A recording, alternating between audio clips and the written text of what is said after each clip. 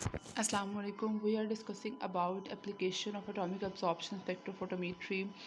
Today, our discussion topic is about atomic absorption spectrometry. First of all, what is AAS? Means atomic absorption spectrometry. क्या है atomic absorption spectrometry? एक सबसे ज़्यादा important instrumental तकनीक है जो बहुत ज़्यादा कॉमन है और बहुत ज़्यादा हेल्पफुल होती है for the analysis of metals and non metals and metalloids etcetera inorganic and inorganic materials. Atomic absorption spectrophotometry का सबसे कॉमन प्रिंसिपल क्या होता है कि ये रेडिएशन को एनालाइट जो है हमारे ऑटोमाइज़र के अंदर रेडिएशन को अब्जॉर्ब करता है, अपनी ग्राउंड स्टेट से एक्साइटेड स्टेट में आता है, डिफरेंट वेवलेंथ के अंदर जो है रेडिएशन को अब्जॉर्ब करता है और एक ख़ास और डिफरेंट तरह की हमें ऑब्जर्वेशन देता है।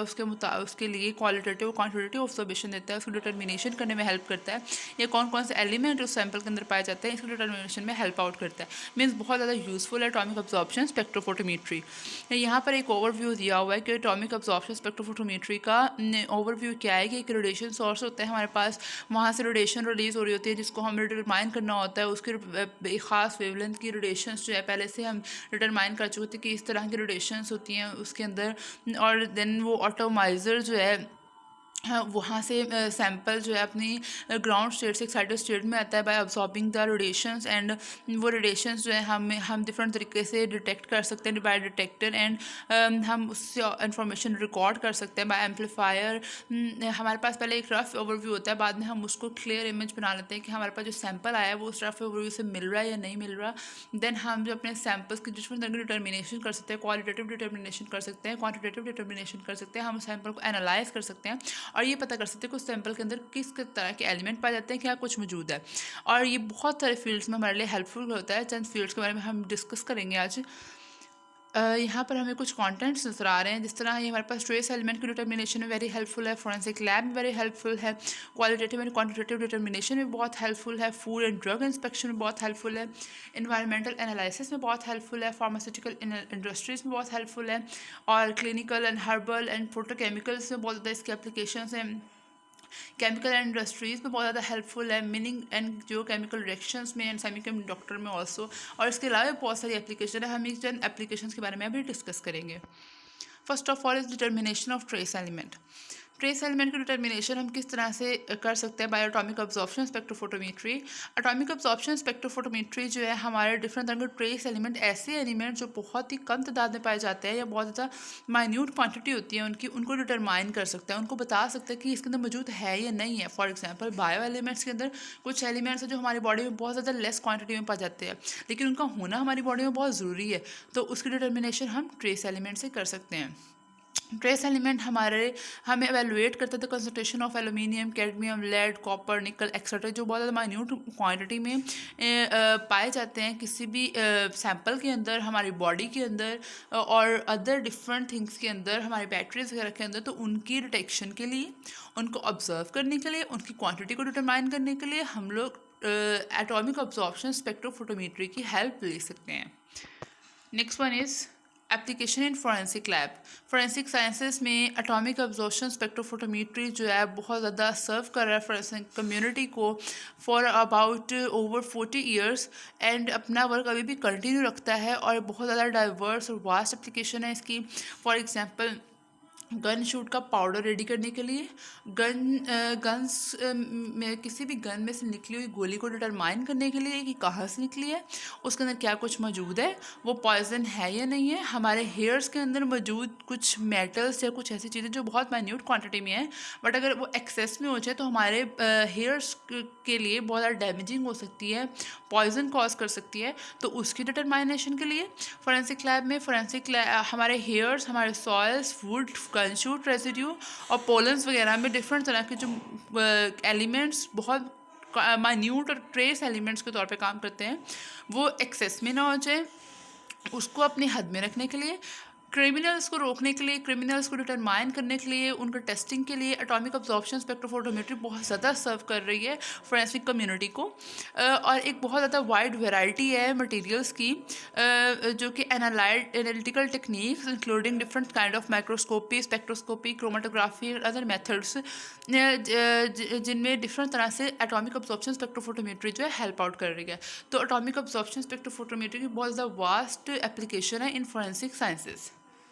Next one is qualitative and quantitative analysis, as we know that इसका बेसिक प्रिंसिपल ये है कि हमारे पास क्वालिटेटिव और क्वांटिटेटिव एनालिसिस करती है सबसे पहले। मतलब फॉर एग्जांपल कोई भी सैंपल पकड़ा दिया जाए किसी भी केमिस्ट को और उसे डिटरमाइन करवाया जाए कि व्हाट इज़ इन इट, मतलब इसके अंदर क्या है, और इसके अंदर कोई भी एलिमेंट हम कहते हैं सोडियम कितनी क्वांटिटी में मौजूद है, तो एटॉमिक अब्जॉर्प्शन स्पेक्ट्रोफोटोमेट्री का बेसिक प्रिंसिपल है कि उसको इजीली डिटरमाइन करेगा कि इसके अंदर मौजूद है या नहीं है, और अगर है तो उसकी क्वालिटी क्या है और उसकी क्वांटिटी क्या चीज़ है। तो ईजिली जो है ना रेडिएशन को अब्जॉर्ब करने के बाद वो जो एटम है वो ग्राउंड स्टेट से एक्साइटेड स्टेट पे पहुँच जाएगा, और वहाँ पे पहुँचने के बाद रेडिएशन को अब्जॉर्ब करेगा और मोनोक्रोमेटर के अंदर इजीली उसको बता देगा कि इतनी रेडिएशन को अब्जॉर्ब किया। अब हमारे पास एक जो रफ चार्ट होगा कि इसमें इतनी कंसंट्रेशन में इतने रेडिएशन को ये अब्जॉर्ब कर सकता है, तो हम इजीली पता लगा सकते हैं कि अगर इससे इतनी वेवलेंथ वाले रेडिएशन को अब्जॉर्ब किया है तो इसकी कंसंट्रेशन वहाँ पर कितनी मौजूद होगी। तो ये इजी वे है किसी भी एटम या सैंपल या एलिमेंट या मॉलिक्यूल को डिटरमाइन करने का by the method of atomic absorption spectrophotometry. यहाँ पे एक रफ चार्ट आपको दिखाया गया है, जैसा सोडियम जो है लाइट अब्जॉर्ब करने के बाद येलो कलर देता है, लिथियम जो है क्राइमसोन कलर देता है, कैल्शियम जो है ब्रिक रेड कलर देता है, स्ट्रॉन्शियम क्राइमसोन कलर देता है और बेरियम ग्रीन कलर देता है। तो ये फ्लेम पे डिफरेंट तरह के कलर्स पे दिखाए गए हैं। Next one is food and drug inspection. Food and drug inspection के अंदर एटॉमिक अब्जॉर्प्शन स्पेक्ट्रोफोटोमेट्री किस तरह से हेल्प आउट करती है। ऑब्वियसली जब हम डिफरेंट तरह के फूड्स खरीदते हैं तो we want to need that कि इस फूड के अंदर कोई पॉइजन कॉजिंग चीज़ तो नहीं है, या हेल्थ कंसर्न्स जो हैं उसको बहुत ज़्यादा आइडेंटिफाई करते हैं, उसको डिटेक्शन करते हैं। तो ये बहुत ज़्यादा एक्सपेंसिव मेथड भी होता है और लेबर इंटेंसिव भी होता है और टाइम कंज्यूमिंग भी होता है, लेकिन एंड जो हमारे पास एटॉमिक अब्जॉर्प्शन स्पेक्ट्रोस्कोपी है वो एक सेफ, रैपिड और रिलायबल और नॉन डिस्ट्रक्टिव डिटेक्शन जो है हमें प्रोवाइड करती है, और इजीली हम लोग सेफ मेथड के ज़रिए अपने फूड, अपने ड्रग्स की इंस्पेक्शन कर सकते हैं। हम जो मेडिसिन ले रहे हैं हमें पता चल जाता है कि वो हमारे लिए सेफ़ है या नहीं है, या ओवरडोजेज तो नहीं है। और टेराहर्ट्ज़ के बारे में यहाँ पर कुछ बताया गया है कि टेराहर्ट्ज़ रेडिएशन, हमने रेडिएशन की मेन बात करें एटॉमिक अब्जॉर्प्शन स्पेक्ट्रोस्कोपी के अंदर, तो ये टेराहर्ट्ज़ जो रेडिएशन होती है ये मिक्सचर होती है माइक्रोवेव का और इंफ्रारेड का।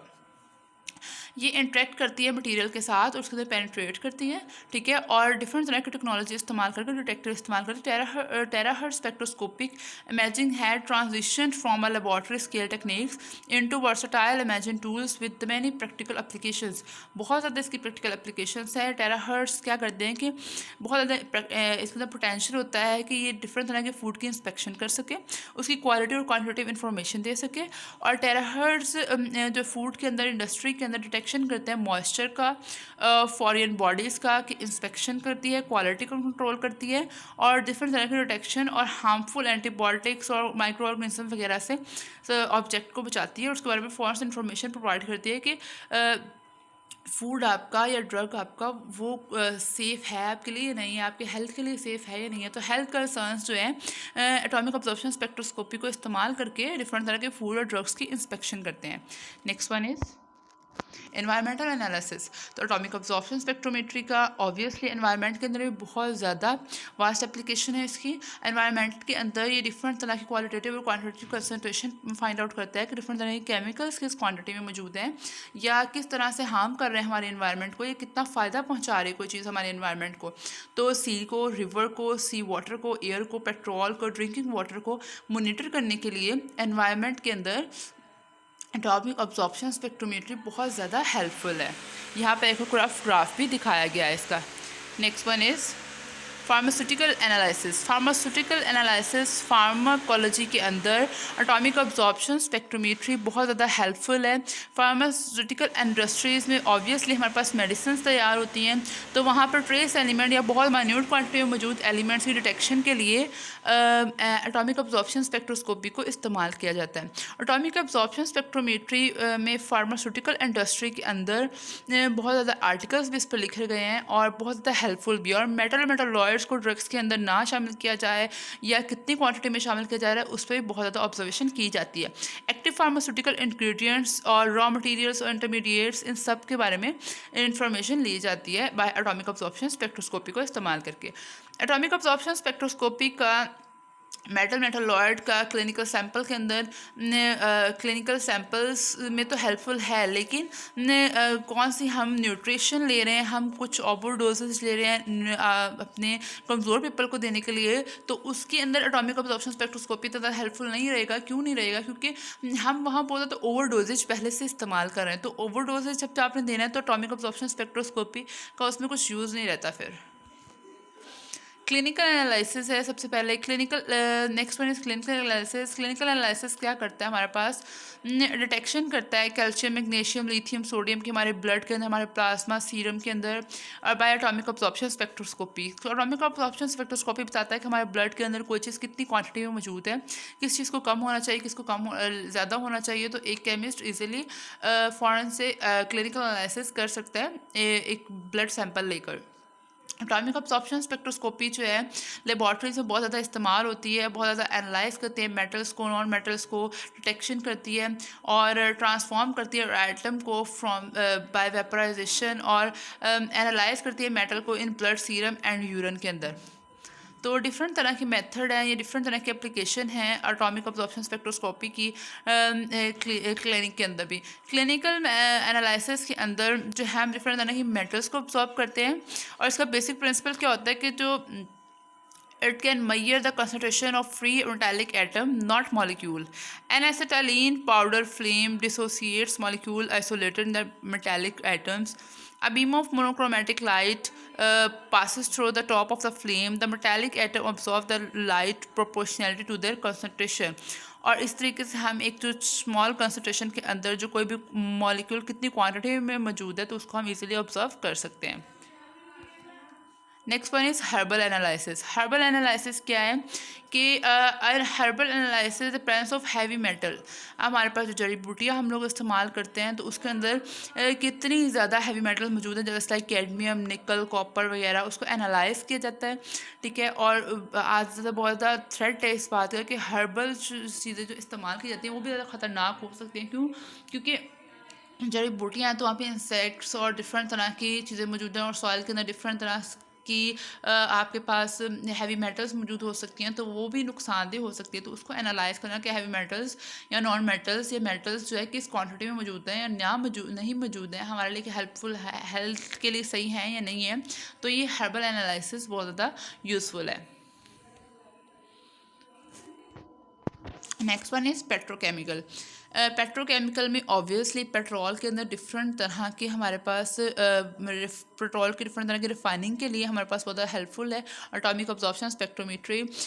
हमें पता होना चाहिए कि हम जो पेट्रोल की रिफाइनिंग कर रहे हैं वो क्यों ज़रूरी है, और उसके अंदर क्या क्या ऐसी चीज़ें मौजूद हैं जो पेट्रोल के अंदर होनी चाहिए और कौन सी नहीं होनी चाहिए, कौन सी पेट्रोल के लिए हार्मफुल है। तो उसकी डिटेक्शन के लिए, उसको निकालने के लिए, उसको रिफाइन करने के लिए एटॉमिक अब्जॉर्प्शन स्पेक्ट्रोफोटोमेट्री बहुत ज़्यादा इंपॉर्टेंट है। और analyte that can lead to the degradation and contamination, and to ensure the conformity as well as a monitor and control process. Obviously analyte को सबसे पहले एक तो contaminate किया जाता है, साफ़ किया जाता है, then उसको monitor किया जाता है और control process के अंदर से गुजारा जाता है, then वो पेट्रोल रिफाइन होता है। Next one application in chemical and industrial. हमारे पास केमिकली और मोस्टली केमिकल्स को प्रिपेयर करने के लिए, उनको नीट करने के लिए, उनको डिफरेंट पर्पसेस के लिए यूज़ करने के लिए हम लोग एटॉमिक अब्जॉर्प्शन स्पेक्ट्रोफोटोमेट्री को इस्तेमाल कर सकते हैं। इंडस्ट्रियल मतलब इंडस्ट्री में डिफरेंट तरह के हमारे पास सोप्स या डिफरेंट तरह की चीज़ें बनती है, तो उसको सेफ है या नहीं है, उसकी डिफरेंट तरह की परफॉर्मेंस करने के लिए प्रोडक्ट की इंडस्ट्रीज़ के अंदर बहुत ज़्यादा इंपॉर्टेंट है एटॉमिक अब्जॉर्प्शन स्पेक्ट्रोफोटोमेट्री। नेक्स्ट है meaning and geochemical. Meaning, what is meaning?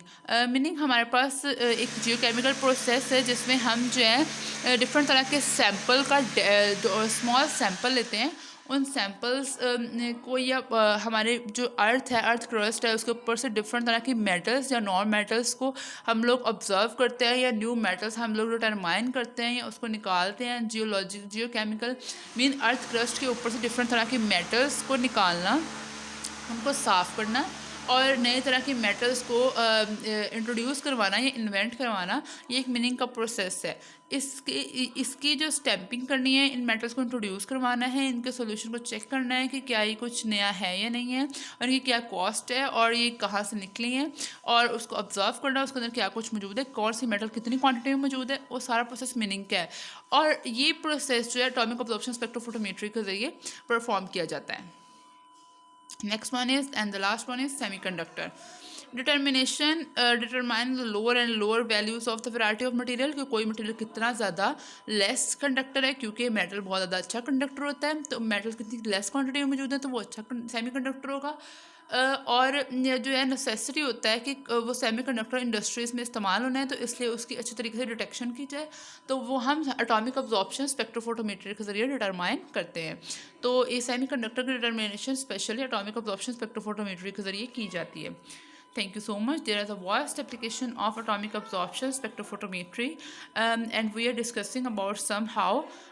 And if you have any question, then you can ask me. Thank you so much.